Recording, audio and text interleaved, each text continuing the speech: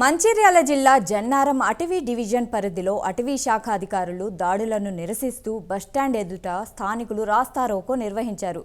Tapalapur checkpost వద్ద జన్నారంకు చెందిన ముబీన్ అనే వ్యక్తిపై ఫ్లయింగ్ స్క్వాడ్ సిబ్బంది దాడి చేశారని స్థానిక ఇన్ఛార్జ్ రేంజ్ అధికారిని సుష్మారావుకు సమాచారం ఇచ్చినా ఆమె స్పందించలేదని ఆగ్రహం వ్యక్తం చేశారు.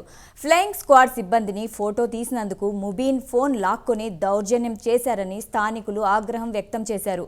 విధుల పట్ల నిర్లక్ష్యంగా వ్యవహరించిన రేంజర్ సుష్మారావుతో పాటు దాడి చేయించిన స్క్వాడ్ రేంజర్ రమాదేవిని సస్పెండ్ చేయాలని డిమాండ్ చేశారు.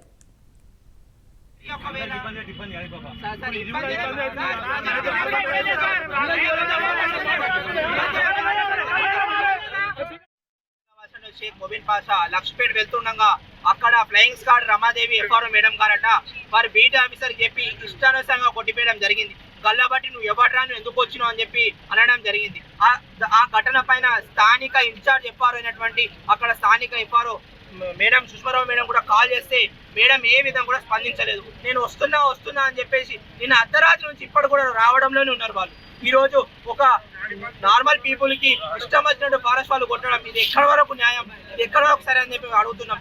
గతంలో మా ఎమ్మెల్యే గారు కూడా చెప్పడం జరిగింది, ఫారెస్ట్ వాళ్ళు ఏ విధమైన కూడా వెహికల్స్ ఆపొద్దు, రాకపోకలకు ఇబ్బంది కలగద్దని చెప్పి మా ఎమ్మెల్యే గారు కూడా చెప్పడం జరిగింది.